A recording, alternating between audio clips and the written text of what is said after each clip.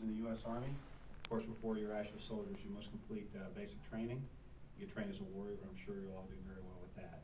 So I'm going to ask you some questions, and if you have any concerns about any of that, please state. And if none, we'll get on with the induction process. I would like to tell you, though, before we do this, I'm in the Navy. You're each going to the Army. My son is in the Army. He's a very proud soldier. In just a few months, I'll have been wearing this uniform for over a quarter century, including serving a combat tour in Iraq with the Marines. Let me tell you, when you go to basic training and you put on that set of ACUs, that Army combat uniform, there are a whole lot of very brave men and women around the world in some very dangerous places who wear that same uniform. And there have been over 1 million Americans before you who were soldiers in the United States Army down through the centuries who gave up a whole lot for you to have the privilege to wear that uniform. So I ask you to keep that in mind. And the one piece of advice I'll give you, based on a quarter century's experience in the military over 2 different branches, is no matter where you go or what you do in the Army, stay motivated. There are going to be times you're tasked to do things that you may find senseless and that you don't like very much, and which is kind of unpleasant. Okay, basic training is just the beginning. Don't worry about that. Stay motivated. Do your very best in every job you're given. You do very, very well.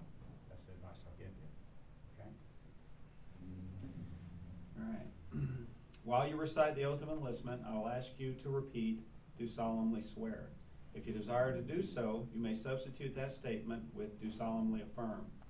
I will also ask you to repeat, so help me God. If you desire to do so, you may choose to omit that phrase. You don't have to repeat it. It's up to you. Have you been briefed on, and do you understand the Department of Defense applicant briefing on the separation policy, restrictions on personal conduct in the armed forces, and the Uniform Code of Military Justice, Articles 83, 85, and 86? Yes, sir. Yes, sir. Very well. Do any of you have any questions or reservations or reluctance to enlist at this time? No, sir. No, sir. Yes. Outstanding. Unless you as warriors in the U.S. Army. Applicants, attention. Raise your right hand. Repeat after me. When I say state your name, state your full name. I state your name.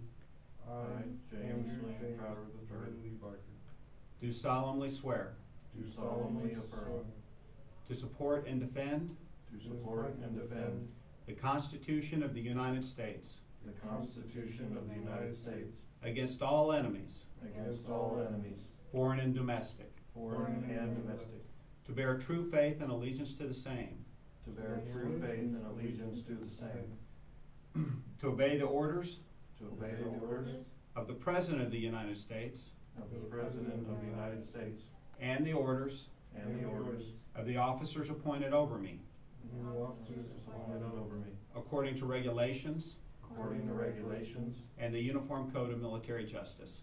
and the Uniform Code of Military Justice. So help me God. So help me God.